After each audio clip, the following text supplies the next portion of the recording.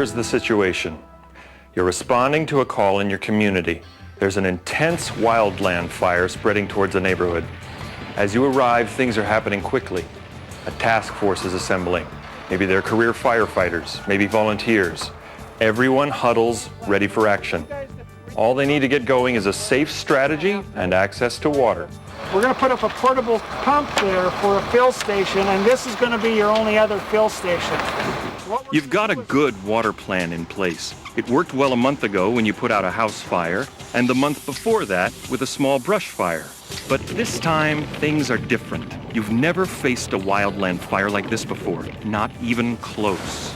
Firebrands will soon be dropping, spot fires appearing. You'll be dealing with multiple exposures and a lot more fire than your water resources can put out. So, what do you do now? Good question. It's just the wrong time to ask it. No doubt your fire department has an area water plan. You may not have fire hydrants like in the city, but you do have a few engines and a water tender. If a home or a business catches on fire, you know where to get your water, how to transport it, and how to use it to extinguish the fire. For example, let's say that this is your town. If you have a stationary burning structure over here, you'd transport your water from, say, here. But what happens when you have an intense wildland incident like this one? Instead of a single burning structure, you've got a rapidly moving line of fire. And before long, as spot fires appear, you'll also have multiple ignitions to deal with. Your point-to-point water strategy suddenly goes out the window. Rather than saving one structure, you're trying to protect a whole neighborhood of structures. You now have a new water logistics problem on your hands. So, with limited equipment and a small crew, how do you possibly transport water and hose lays to all of these structures? The answer is, you don't. Let's go back to our opening scenario. Okay, what I'd like to do is deploy the Forest Service 2 engines and the DNRC engine, the state of As you recall, your task force is ready to move into action. You've assessed the situation. The fire over the ridge is uncontrollable, and you've got more structures than resources. So it's time to shift from an offensive strategy to a defensive one. What does that mean? It means that instead of trying to stop the fire, you're going to do your best to prepare these homes so that they'll withstand it. Then, just before the fire arrives, you're going to move to your safety zone and let the fire pass through. You'll then return as soon as it's safe to mop up or overhaul any structure starts or spot fires that threaten structures. The key is to stay mobile at all times. Be smart and creative and react quickly as the situation changes. The results of this strategy may surprise you. You could wind up needing a lot less water than you'd expect. And if your homeowners have applied FireWise principles, you'll use even less water. Okay, so you send your engines or tenders off to the stream to get water. At the same time, you split your crew into teams and direct them to locate structures. The first step, before anyone squirts a drop of water, is to know which structures can be effectively protected. And that will depend upon how well these residents have prepared their homes. So you triage the homes for extreme conditions. Your teams apply their knowledge of fire behavior and the ignition potential of these structures. And again, you mentioned the deck. We'll get that cleaned off, sweep all the needles off of there. Then you'll determine the level of protection that each one will need and balance the needs of the entire neighborhood against the resources available to you. That may mean having to make some tough decisions. If you decide that a group of homes will consume too many resources, you may have to leave them unprotected. Time and water are limited. You can't afford to waste either. A home or community built with FireWise principles in mind could resist ignition without assistance. For example, spraying water on a fire-resistant roof would waste resources and time. The way the property is maintained can also mean the difference between success and failure. A resident can help avoid disaster by practicing FireWise maintenance, such as removing these pine needles on the roof and in the gutters. And these fine fuels could easily be ignited by firebrands or carry a surface fire that would jeopardize the home. As you can see, there are also some heavier fuels near the house. And don't overlook this wood pile over here. The assessment? With enough time to prepare these vulnerable areas, this home has a decent shot of surviving the fire. Okay, so how do you prepare a structure? Your gut instinct may be to charge the hose line and drench the home and yard, but that would waste water and time.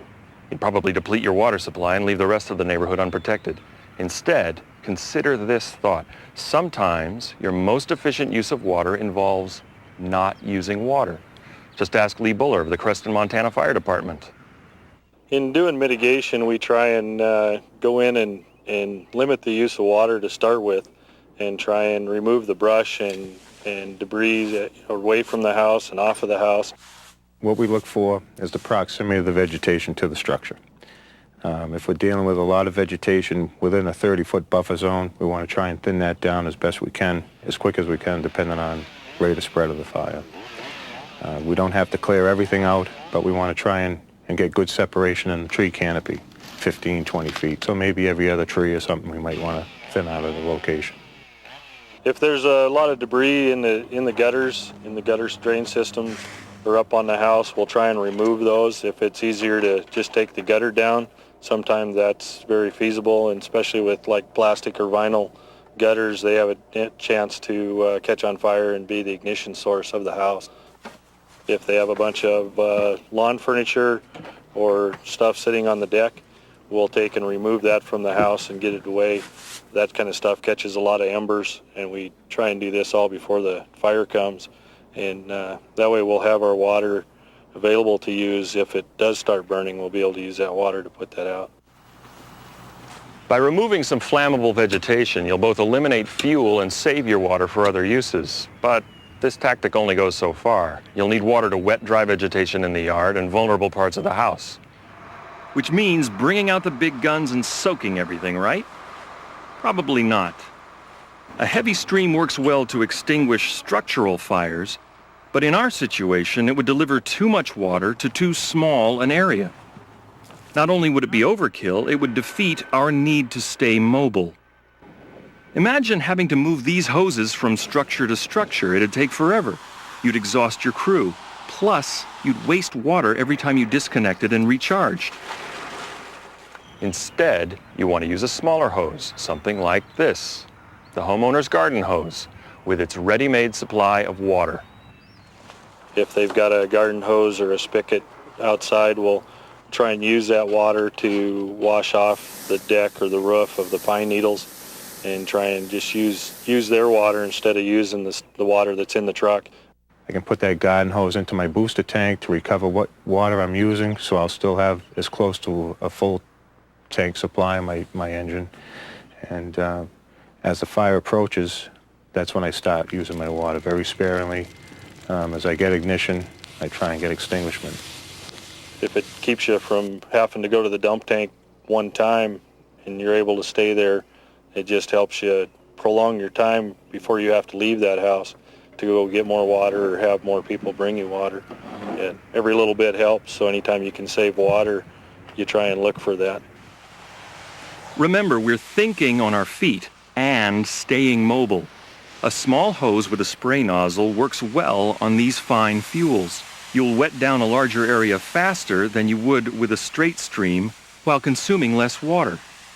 You don't need to drench the entire yard or any green moist areas. Rather, you want to raise the moisture level of the dry fine fuels next to the home. Now, when it comes to dealing with heavy fuels, you'll have to alter your tactics a little. Structures, trees, and fences will all require more water than light fuels, and thus will take longer to moisten. If the fire approach is imminent, wet the side of the structure that will take the radiant heat exposure, and then spray any vulnerable places such as the flammable inside corners and under decks. Some fire departments are adding a new piece of equipment for heavy fuel exposures, portable sprinklers. The nice thing about sprinklers is you don't have to be there when the fire comes through. You're able to back off and leave that sprinkler in there. You're still applying the water as long as water sources available. You're able to set up a bunch of sprinklers, treat a lot more area at the same amount of time, continuously treating the areas, whereas one person bumping from nozzle to nozzle is going to take a lot longer to treat that same area. And sprinklers don't always get into vulnerable nooks and crannies, so you'll need a hose to finish the job. Homeowners can play a role here too, by using their own sprinklers to raise the moisture level in the area, long before the fire arrives. Now, you may be wondering how additives to water such as foam and gels fit in. Well, foam can make your water go a lot further. In fact, it can reduce water usage by as much as 2/3. Foam can also be very effective at covering vulnerable nooks and crannies and fine fuels. But it'll only last up to an hour, and it doesn't apply well in high winds.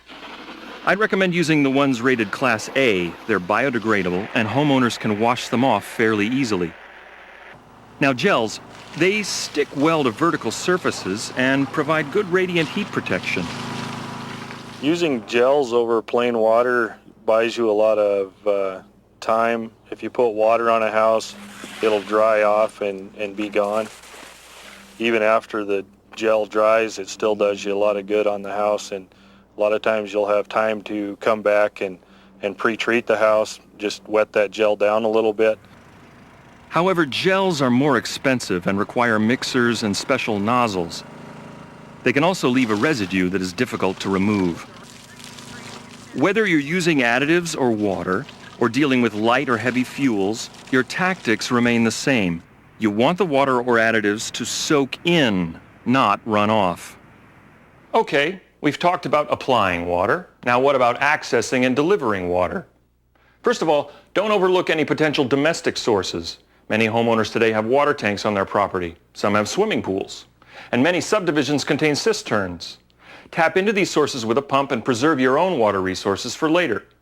Now, getting back to our scenario. As you'll recall, we sent the apparatus to a nearby stream to fill up.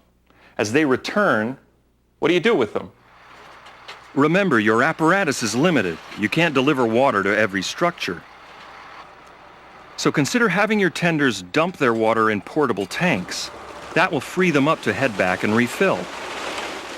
So where do you set up these porta-tanks? You might dedicate one to a single structure with a portable pump, just as you would during a structural fire. You might also place another as a quick fill source at a road junction. That way engines can refill without going all the way back to the pond. The key is to think strategically about your resources. First, identify several water sources. If one gets cut off by the fire, you'll have a plan B or C to fall back on. Second, make sure your resources and equipment aren't in the path of the flames. That way they'll be protected when the fire front burns through. And third, protect any bridges or infrastructure that link you to your resources or serve as an escape route so you won't get cut off. Now, we haven't talked about hydrants. Our scenario assumed we didn't have any. But what if your town does? You'll use them differently during a wildfire. You won't hook up your engine and pump as you do with structural fires. Think about it. If the fire suddenly flared up and you had to escape, you'd have to stop and detach your hoses first. Some departments have lost equipment and injured firefighters simply because they didn't have time to detach.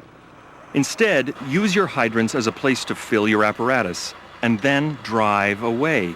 You're staying mobile and safe. If you want to speed up the filling process, try leaving a hydrant wrench and a fill hose at the hydrants. And speaking of hydrants, you don't want to lose homes because of something as small as this. Not all fire departments use the same size connectors. Seems like fire departments learn this over and over the hard way. Not having compatible equipment with nearby responding fire departments can end in disaster. Make sure you have appropriate adapters for your hydrants and hoses to give to your mutual aid partners. All the water in the world won't do you any good if you can't access it. Okay, the fire is just about to arrive. Your teams have prepared the exposures around as many homes as possible. Their goal wasn't to prevent every ignition. It was to reduce each structure's risk so that it won't become involved as the fire front passes through. If more homes here had applied Firewise principles, your teams could have worked more effectively and prepared a lot more homes. As the fire approaches, it's time to move to your safety zone. If your safety zone is located within the neighborhood, you can still use this time to extinguish spot fires that threaten structures. You should have left a sufficient amount of water in reserve. You won't need a lot to put out a spot fire. Even a shovel full of dirt could do the trick. Make your reserve last. Don't use your water without first assessing the situation. Now, if you're waiting in a safety zone outside the neighborhood, take this time to reorganize and plan your re-entry. Refill your apparatus and decide which engines will go to which areas.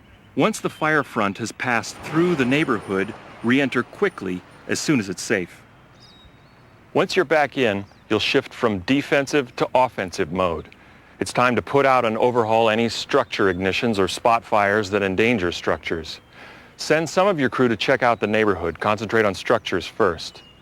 Prioritize. Some homes may need immediate attention. Others may be so involved that you couldn't save them no matter how much water you have. But at the same time, remember that not all fires present an imminent danger to structures.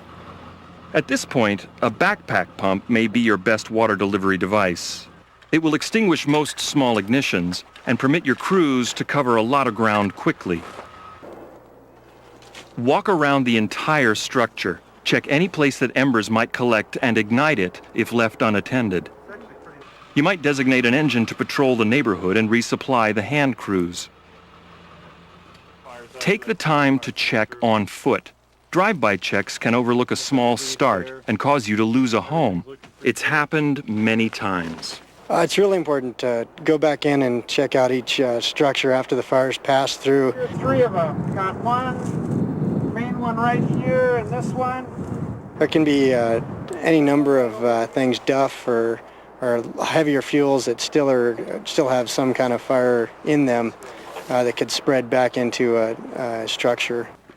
Firebrands and embers will hide themselves into the most unbelievable locations in and around the structure. So hours after you leave that structure doing structural protection, you may return and find that home has ignited. So you want to go back and really double check everything 2-3 times over a good long duration of time, 3, 4, 5, 6 hours, sometimes even 10 hours you want to go back and return.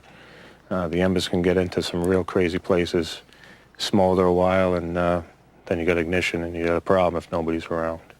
You're usually dealing with just a small spot fire. You're dealing with a handful of pine needles that are burning and a half a gallon of water will put that out.